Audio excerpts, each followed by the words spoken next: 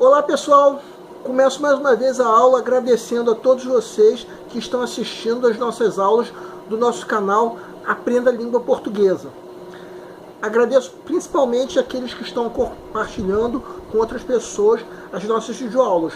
Muito obrigado, vocês estão ajudando o nosso canal a ser feito. Convém lembrar que já temos uma fanpage funcionando no Facebook. Nessa aula vamos começar a dar literatura. E vamos falar dos primeiros indícios de nossa língua portuguesa na Europa medieval, quando Portugal ainda estava em processo de formação.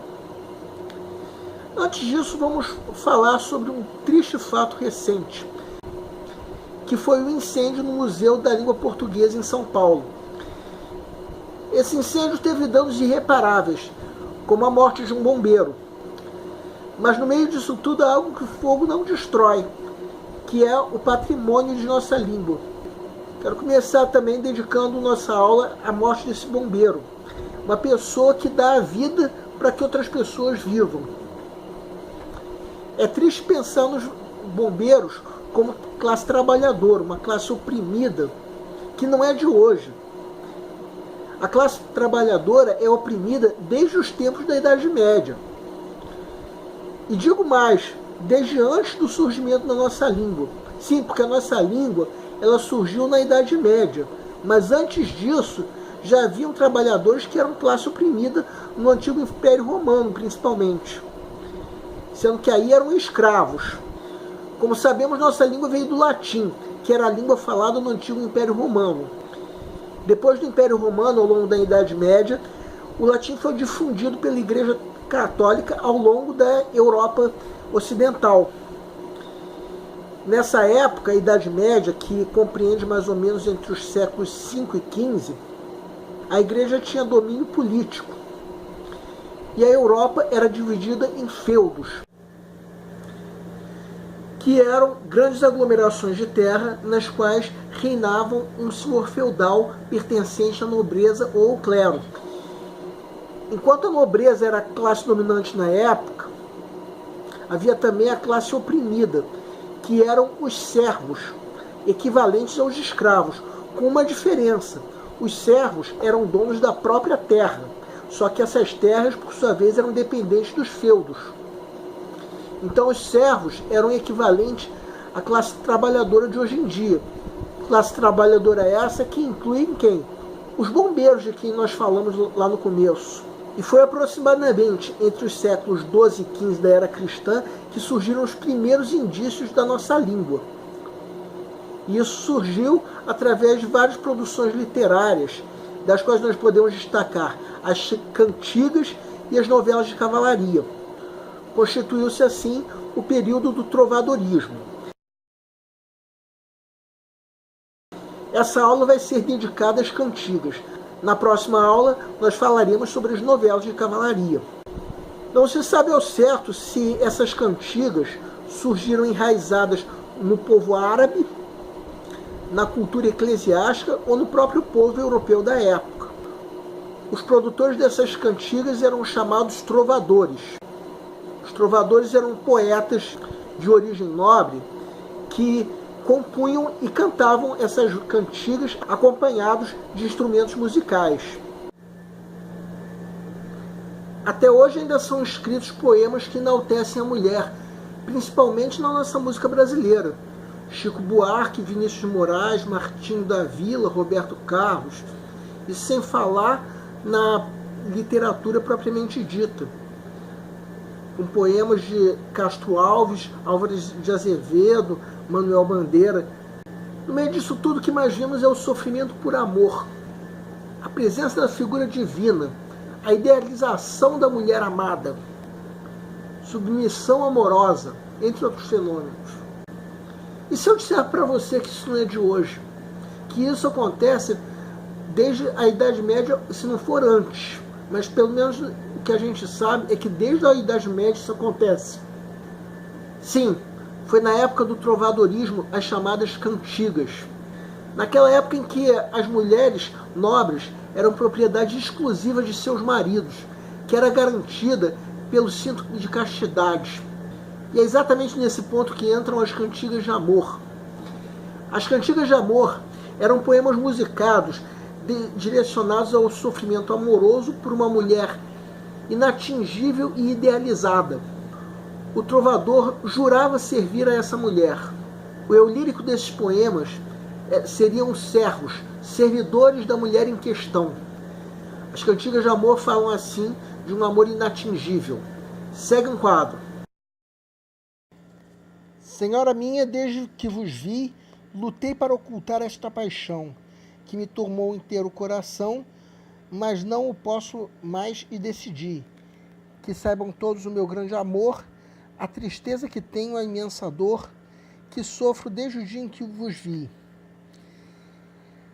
Nessa estrofe, extraída de uma cantiga de amor, o trovador expressa sua paixão sofrida, idealizando a mulher que ele conheceu, que está sendo idealizada, junto com uma declaração.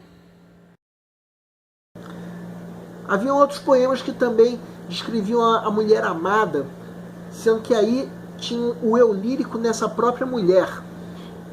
Eram chamadas cantigas de amigo.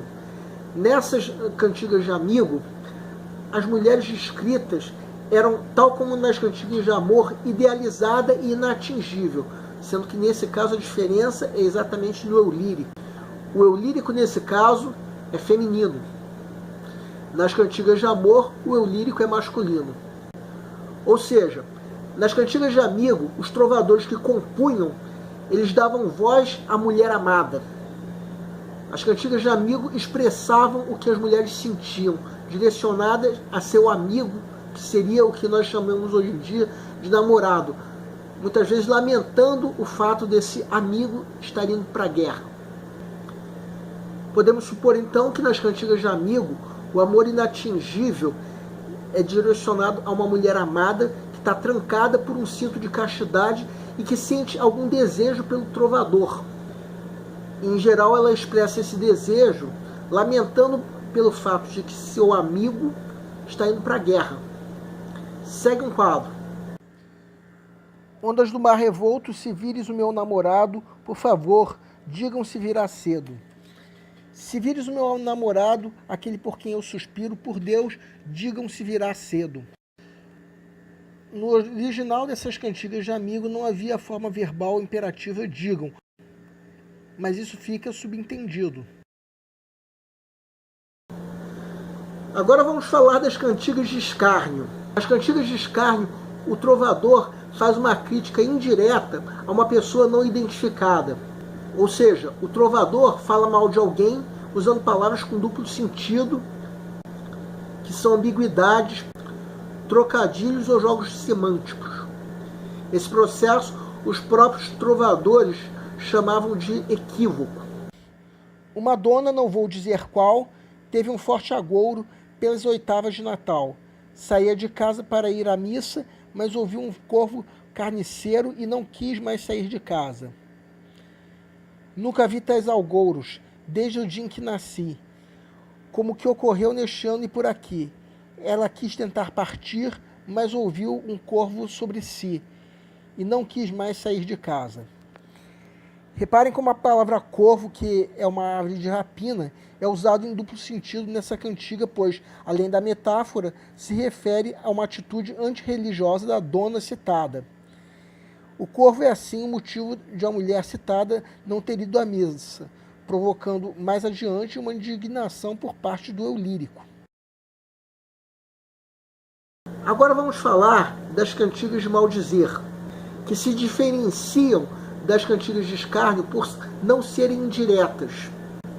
Nas cantigas de maldizer, os trovadores fazem sátiras diretas, muitas vezes até mencionando o nome do destinatário.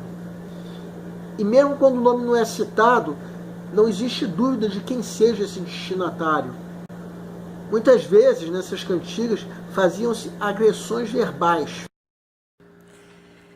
Foi um dia Lopo Jogral cantar na casa de um fidalgo, e deu-lhe este em pagamento 3 coices na garganta, e foi até moderado, a meu ver, pelo jeito como ele canta, e tratou-o com moderação, ao dar-lhe tão poucos coices, pois não deu a Lopo então mais de 3 em sua garganta, e mais merecia o jogralão pelo jeito como ele canta. Nessa cantiga de maldizer, o Lopo, que é um grupo vocal musical, é criticado sarcasticamente por cantar mal, sem ambiguidades, como nas cantigas de escárnio. Aqui, o eu lírico declara abertamente que o Lopo merecia os coices como punição pelo seu mau canto. Nessa aula começamos o assunto de literatura e começamos a falar sobre o trovadorismo através das cantigas. Na próxima aula nós vamos falar sobre as novelas de cavalaria, que era uma outra categoria de produção literária medieval, longas narrativas que enalteciam os feitos dos cavaleiros medievais. Muito obrigado e aguardem a próxima aula.